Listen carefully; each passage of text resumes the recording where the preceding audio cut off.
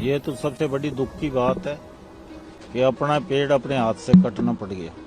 एक आंख तो फूट गई, दूसरी आंख को तो बचाने का इलाज तो करेंगे ना। किसी चीज का पश्चाताप हुआ कि तूने कन्यावध कर दिया, ये हुआ तो हुआ कैसे। वो भी बार बार ये कहता रहा, भाई मेरे से कन्यावध हो गया, मेरे को फांसी दिलवा दो।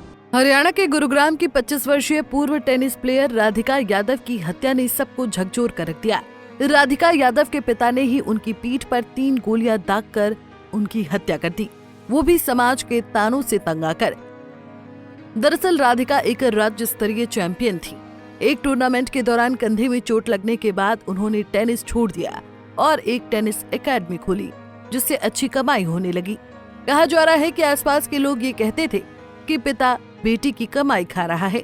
पिता निरंतर दबाव बना रहे थे, लेकिन राधिका ने एकेडमी बंद करने से इनकार कर दिया। उसी बहस के दौरान उनकी गोली मारकर हत्या कर दी गई। हालांकि राधिका की हत्या का कारण एक रील भी बताई गई, जिसमें वो अपने को स्टार इनामुल हक के साथ नजर आ रही थी। राधिका के इनामुल के साथ सीन देखकर लोगों ने आपत्तिजनक टिप्पणियां करनी शुरू कर दी। यहाँ तक कि रिश्तेदारों ने भी दीपक यादव के पास ऐतराज जताने शुरू कर दिए थे। इसके बाद पहले राधिका यादव का इंस्टाग्राम अकाउंट डिलीट हुआ, फिर उनके पिता ने उसकी हत्या कर दी। गिरफ्तारी के बाद आरोपी पिता के बड़े भाई विनय यादव का बड़ा बयान सामने आया, जिसमें उन्होंने बड़े खुलासे किए। आइए सुनते हैं उनका क्या कहना है। ये तो सबसे बड़ी दुख की बात है, हम सबको इस चीज का दुख है और हमें इस चीज को अच्छा नहीं मानते। खुद उसके पापा को भी बाद में हरकत करने के बाद उसे भी दुखी है। वो भी बार बार ये कहता रहा, भाई मेरे से कन्यावध हो गया, मेरे को फांसी दिलवा दो। ऐसा थाने में भी कहा उसने कि मेरी ऐसी रिपोर्ट बनाओ कि जो मेरे को कानून फांसी चढ़ा दे। मैं फिर दीपक से मिला, रे क्या हो गया, मेरे को तो ये भी नहीं पता चला था कि दीपक ने मारी है। जब उसने खुद ही मेरे को बताया, भाई मेरे से ये हरकत हो गई। वजह के बारे में आप बता सकते हैं? उस चीज का सिर्फ दीपक के अलावा कोई भी नहीं बता सकता।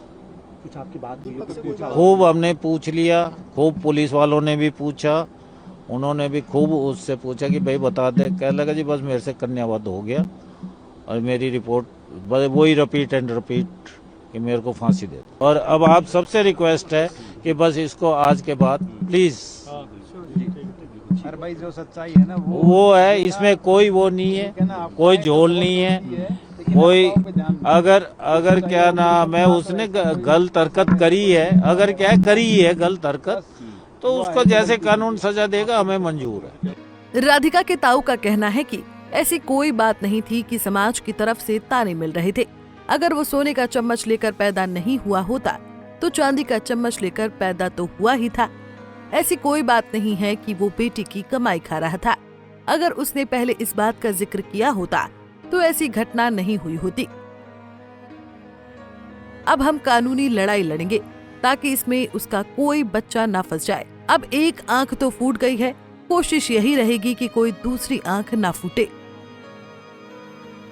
बता दें कि राधिका के पिता दीपक यादव ने पुलिस के सामने अपना जुर्म कबूल कर लिया है, लेकिन उनके एक करीबी दोस्त ने बताया कि दीपक यादव करोड़ों की संपत्ति के मालिक हैं और हर महीने 15 से 17 लाख रुपए की कमाई करते हैं।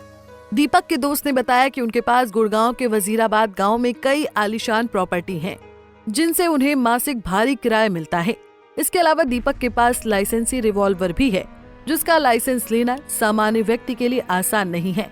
गुरुग्राम में उनकी एक बड़ी और आलीशान कोठी भी है। ऐसे में ये कहना गलत होगा कि दीपक अपनी बेटी की कमाई पर निर्भर थे। दोस्त ने बताया कि दीपक यादव अपनी बेटी राधिका के लिए बेहद समर्पित थे। उन्होंने राधिका की पढ़ाई तक छुड़वाई थी ताकि वो टेनिस में बेहतर कर सके। दीपक ने अपनी बेटी के लिए महंगे रैकेट तक खरीदे थे, जिससे वो खेल में अच्छा प्रदर्शन कर सके। उनके दोस्त का कहना है कि हत्या का कारण टेनिस या एकेडमी से जुड़ा नहीं है। उनका मानना है कि ये मामला निजी स्वभाव का है, जिसका खुलासा जांच के बाद होगा। हालांकि पुलिस इस मामले की गहराई से जांच कर रही है और जल्द ही सच सामने लाने का प्रयास कर रही है।